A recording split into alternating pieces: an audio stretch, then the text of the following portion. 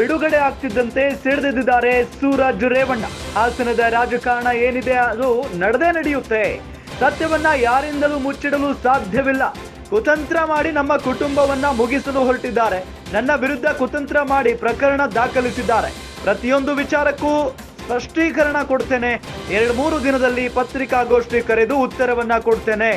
ಎಲ್ಲಾ ತನಿಖೆಗೂ ನಾನು ಸ್ಪಂದಿಸಿದ್ದೇನೆ, ಸಹಕಾರ ಕೊಟ್ಟಿದ್ದೇನೆ. ಕಾನೂನಿನ ಮೇಲೆ ನನಗೆ ವಿಶ್ವಾಸ ಇದೆ. ಹೆದರಿ ಓಡಿ ಹೋಗೋದಿಲ್ಲ. ಇದು ನನ್ನ ಮೇಲೆ ನಡೆದಿರುವ ಷಡ್ಯಂತ್ರ ಅಂತಾನೆ ಹೇಳ್ತೀನಿ. ನಾನು ಎಲ್ಲಿಯೂ ಓಡಿ ಹೋಗೋದಿಲ್ಲ ಅಂತ ಸೂರಜ್ ರೇವಣ್ಣ ಹೇಳಿದ್ದಾರೆ.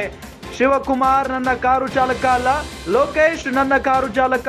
ಪರಪ್ಪನ ಅಗ್ರಹಾರ ಬಳಿ ಜೆಡಿಎಸ್ ಎಂಎಲ್ಸಿ ಸೂರಜ್ ರೇವಣ್ಣ ಹೇಳಿಕೆಯನ್ನ ಕೊಟ್ಟಿದ್ದಾರೆ. ನಿನ್ನೆ ತಾನೇ ಅವರಿಗೆ ಜಾಮೀನು ಮಂಜೂರಾಗಿತ್ತು. ಒಂದು ಪ್ರಕರಣದಲ್ಲಿ ಇನ್ನೊಂದು ಪ್ರಕರಣ ಬಾಕಿ ಇತ್ತು.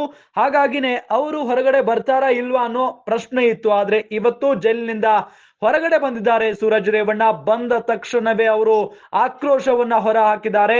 ಹಾಸನದ ರಾಜಕಾರಣ ಏನಿದೆಯೋ ಅದು ನಡೆದೇ ನಡೆಯುತ್ತೆ. ಸತ್ಯವನ್ನ ಯಾರಿಂದಲೂ ಕೂಡ ಮುಚ್ಚಿಡೋದಕ್ಕೆ ಸಾಧ್ಯ ಇಲ್ಲ. ಕುತಂತ್ರ ಮಾಡಿ ನಮ್ಮ ಕುಟುಂಬವನ್ನ ಮುಗಿಸೋದಕ್ಕೆ ಹೊರಟಿದ್ದಾರೆ. ನನ್ನ ವಿರುದ್ಧ ಕುತಂತ್ರ ಮಾಡಿ ಪ್ರಕರಣ ದಾಖಲು ಮಾಡಿದ್ದಾರೆ.